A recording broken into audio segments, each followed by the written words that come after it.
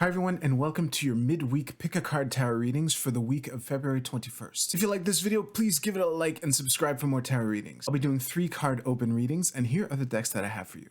We have the Tarot de Marseille with Lapis Lazuli, the Borderless Rider-Waite-Smith with Obsidian, and the Classic Rider-Waite-Smith with White Crystal. We also have 4 oracle cards to choose from 4 different oracle decks. So go ahead and pick which tarot deck and which oracle card resonate with you the most. 1 deck and 1 oracle card. Feel free to pause this video if you need more time. As always with collective readings, take what resonates with you and leave aside what doesn't. If you want to jump straight to your reading, the timestamps are in the description below. Don't forget to check out your oracle card. And with that, let's go right to the readings. Okay, group 1, let's see what the rest of the week has in store for you. The 3 of Swords and the Judgment card jumped out while I was shuffling your deck. I'm saying this as a reminder to myself. And let's see here. That is the Empress and the Knight of Cups and the 9 of Wands. Okay. So the first thing that is striking me from this reading is that the Empress and the Knight of Cups are both like looking away from this 9 of Wands here. So it's like there's an it's like this week is presenting you with an opportunity to complete something and you don't feel like you should take it. I would encourage you to to take it, but that is kind of reductive. Oh my God, you're all the way off screen. I'm sorry about that, group 1. So now that that's settled, now why? What is splitting you? It's like, you know, my key phrase for the Knight of Cups is to follow your heart, and the Empress is about abundance and, you know, the divine feminine, groundedness, fertility, of course. So what is it about the 9 of Wands that neither one of these cards wants to deal with? Let me just reflect on this for a second here. I don't want to draw a clarification card. I feel like I have enough with this as it is. What's making this a difficult set of cards to read as they are is that the 6 of Wands at the bottom of your deck indicates success, but it is at the bottom of your deck, so it's a subtext. And the 9 of Wands, which kind of indicates completion or you know, reaching your goal. Both of these are successful cards, or at least they're good cards to have in general in a reading. And it's like the I don't know how. It's like these 2 cards are at odds with each other, which is what's causing the feeling that maybe this attainment might not be what is best for you. And I think you have the feeling that that is the case, and you might be right. I changed my mind. Let's pull a clarification card. Ooh, the Tower. Okay, so this is looking to me. Yeah, you're in frame. This is looking to me like a a situation where taking 1 step back so you can take 2 steps forward might be what is needed for you, group 1. It's not looking like whatever this opportunity to achieve or attain something is what's in your best interest right now. I feel like this might be this might be an opportunity to wait to see if something better comes along. And it feels so strange for me to say this, given the fact that, you know, the Empress is such a good card, and so is the Knight of Cups. But it's as if this, I'm getting the feeling that this Nine of Wands here is a distraction from the Six of Wands, which again is strange because technically, you know, six is isn't as far along on the progression from the Ace to the 10 as the nine is, but it feels to me like this six, the success that is represented by the Six of Wands at the bottom of your deck, is not what will that this achievement will not get you to what the Six of Wands at the bottom of your deck represents. So it's looking like you have an opportunity to achieve something and you're not feeling it, and I would advise you to follow that hunch, group one, because it's looking like it's something that would not be necessary. By not necessary, I mean like something to always remember about the Tower is that it's about rapidly, quickly clearing away what is not necessary, and you know, two major arcana beats a pip. I would advise to hold. Again, this is based on the assumption that you're not feeling it, which is what these cards, as they are laid out, suggest to me. And I would think it looks like you're right, to not feel it, and I would recommend to hold and to focus on the what you're really after. This might not be the opportunity to get to this, and it might look like it, but I think you can already see through this. So that is all I have for you, group one. If you want to jump to your Oracle card reading, feel free to use the timestamps in the description below. All right, group two. Let's see what we have for you. Let me get it in frame this time. We have the Six of Wands reversed. Ooh, two sixes and a four reversed with Justice at the bottom of your deck. Let me just arrange this nice for you. Yeah, this should do. So, I have the feeling that there's a change in perspective in store for you, which is suggested to me by the Six of Swords here. And wow, the what's making this a difficult read for me right now is the six and the four are usually great cards. I love having these cards in a reading, but they're both reversed for you. And the Justice at the bottom of your deck suggests some greater good that is being served by this. And it's difficult for me to make sense of this right now. Just give me a sec, group two. It's funny. This reading has the same feel as the one I gave for group one, but your cards are all completely different, except for the Six of Wands. So I'm just trying to avoid falling into the trap of giving the same reading I just gave because this feels different. Wait, okay, I'm getting. I think what this feeling is, it's more like demoralization. It's like you're. It's like you just hit a checkpoint. I very often use the word checkpoint for the Four of Wands because, you know, there's a feeling of success in this card, of achievement, but it's not the end. We've barely begun our trek from Ace to 10, you know. So there's this stability here, but it's stability like near the beginning of this journey, which is why I use the term checkpoint. So it's like you've achieved something this week, and the fact that The fact that this achievement is looking more like the beginning. It's like you hit this Four of Wands and you were expecting it to be over, and you're seeing that it's not.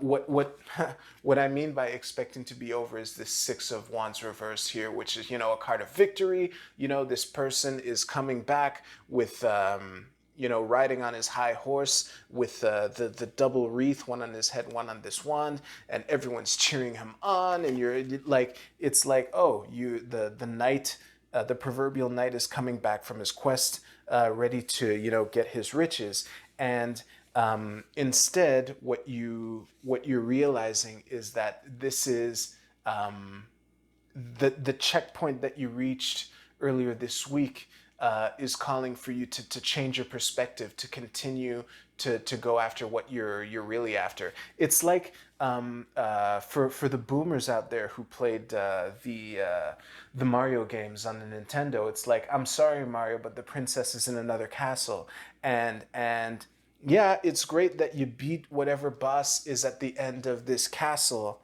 And I would advise you to just not, don't be down on yourself, because the fact that this journey is longer than you thought it would be is a good thing. It's a blessing in disguise. And I would say to you, Group 2, that, you know, the old cliche of it's not the journey, it's the journey, not the destination. I would advise you, a Group 2, to just enjoy the journey, because the bottom line is, what you thought was a checkpoint was the beginning of a boat ride to new shores, and I think that this boat ride is going to be something that serves you. So I understand how disappointing it is to reach the end of the castle, and to expect your cheers and your hurrah, and the brass band playing when the saints come marching in and all that stuff. But I think that the brass band does exist, and they will be happy to cheer you on once you get to your destination, but it's just not here now. And I think that the quicker you understand that sometimes what you thought was a small quest is actually a bigger quest than you thought it was, is a feature, not a bug. So I would invite you to embrace this journey, Group 2. Yep, that is all I have for you. So if you want to jump to your Oracle card reading, feel free to use the timestamps in the description below. All right, Group 3, let's see what we have for you. So, the Moon, Tower reversed, and the Devil. Okay. High Priestess reversed too. Is this in frame? There we go. So, oh, this is all majors, an entirely major arcana reading. So this is right here. This feels like a pivotal moment in your week, Group 3. So I want to make sure that I'm doing you right here. Let me just see here. I'm getting a feeling of secrets, major change, temptation, intuition. These are like single words that don't really mean much, or at least I feel that just listing words isn't that helpful to you. Let me just stitch this together into a nice meaning for you. Oh, whatever this tower moment is for you, Group 3, make sure to not wallow in it, because I think the temptation to wallow in this tower moment and how shitty it feels in the moment is cutting you off from your intuition, which is causing a lot of needless confusion. I feel like the temptation that you have in to deal with the tower moment, you're tempted to deal with this tower moment, or at least to react to it in a way which is let's just say tapping into the more animalistic side of you, which I would advise against, because I would advise against it because I think it's this. I think the temptation that is represented by the devil card is the moon, and it's cutting you off from the how can I say this? It's cutting you off from your inner wisdom that you can use to overcome this tower moment. Um, yeah, like honestly, the in context, uh, tower reversed. In context, I either read this as a tower moment that's worse than a normal tower moment if it was upright, or as a tower moment that is overcomable.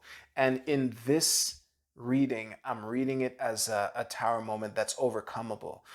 You can overcome it. There is a path down the middle of this pathway. It looks scary, and I know that you might be tempted to pound your fist against the table and pound your fist against the wall and say like how you know, this isn't what you planned.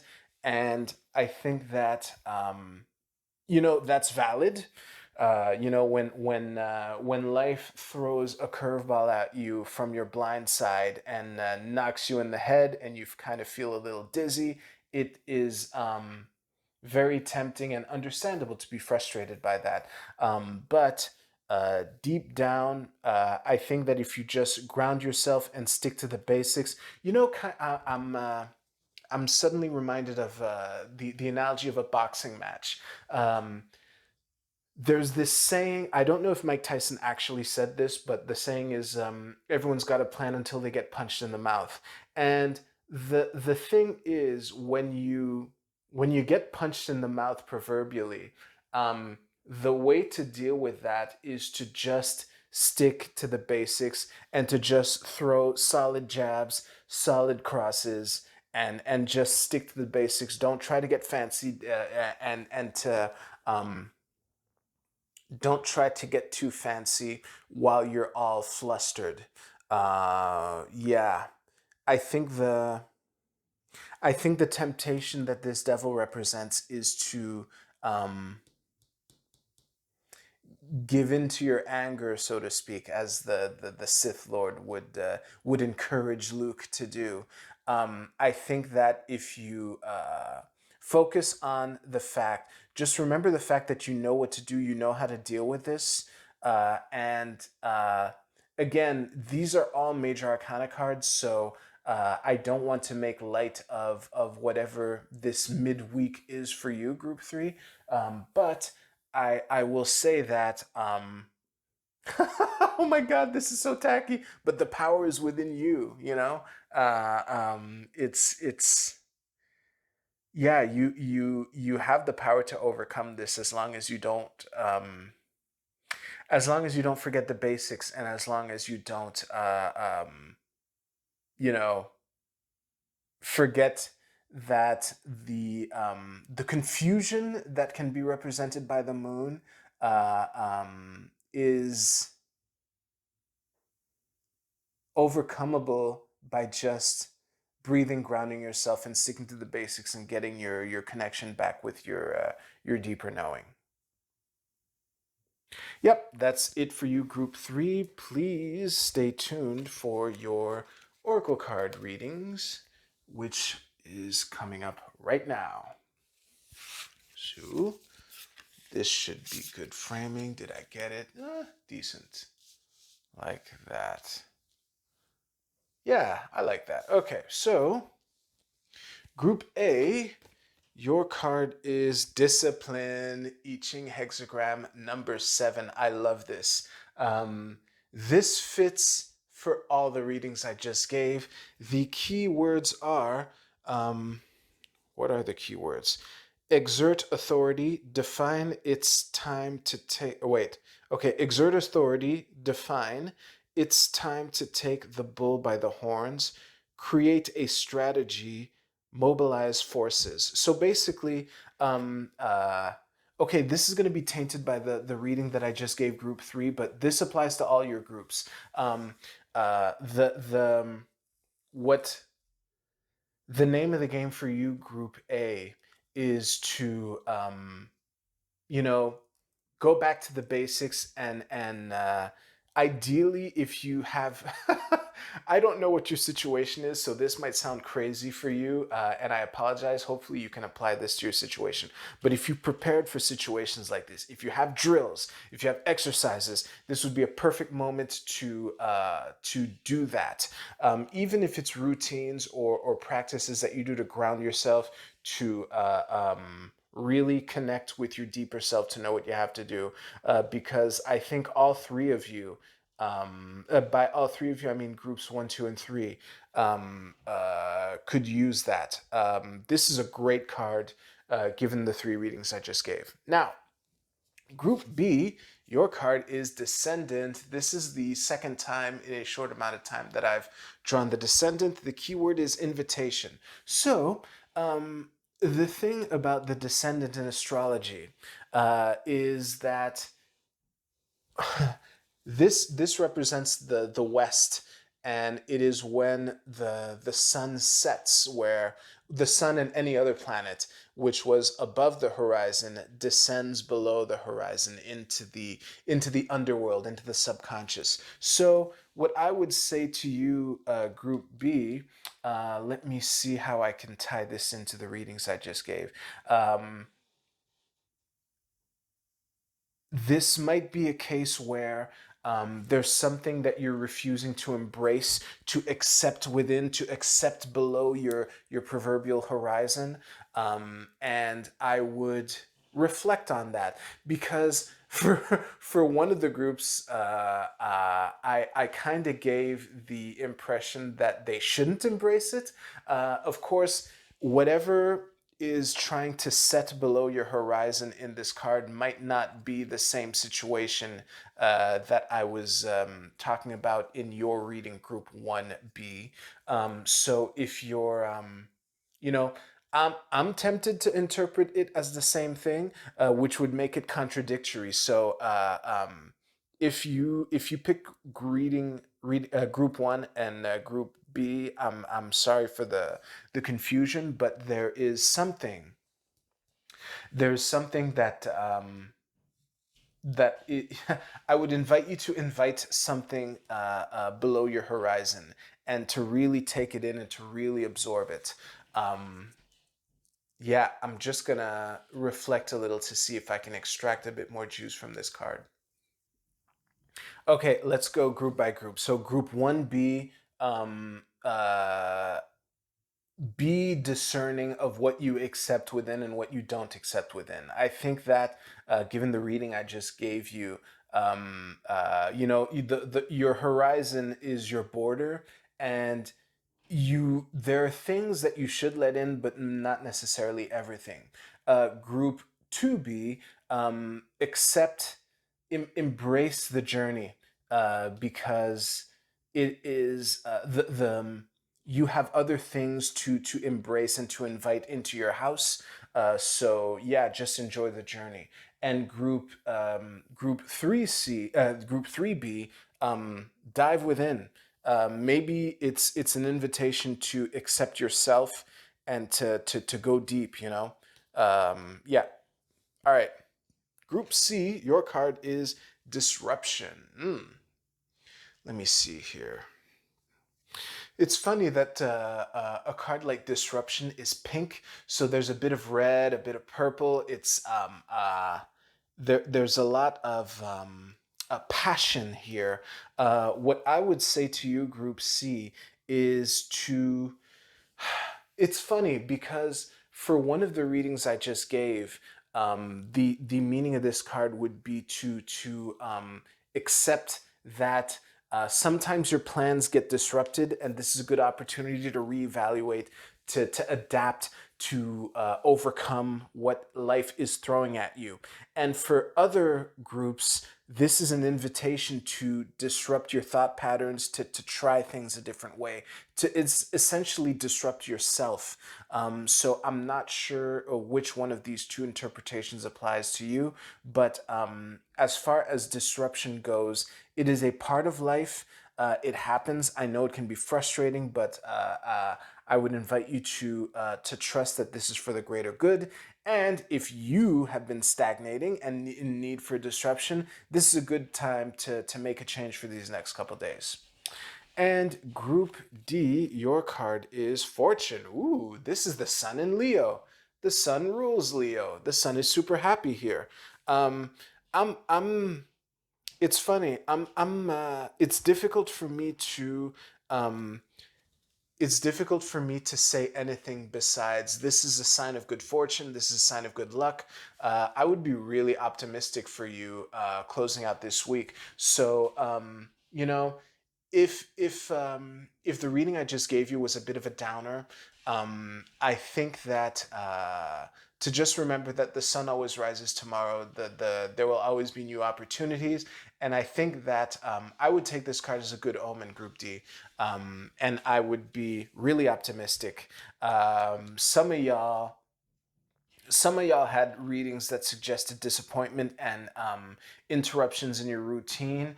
And I would, if you chose card D, this is an omen that, it's for the greater good. And, it. I'm not sure if this is fortune that you make for yourself or it's fortune that you wait for, but I would focus on opportunity and luck. There is a content creator that I will not name, but something that he says the formula for luck is a high energy situation plus optimism plus your skills. So if you have the skills and you're optimistic, just go to where the energy is and you will have enormous opportunities for luck, Group D. So, yeah. Thank you so much for watching. If your reading resonated with you, please let me know in the comments down below. And on that note, take care, enjoy the rest of your week. I'll see you soon.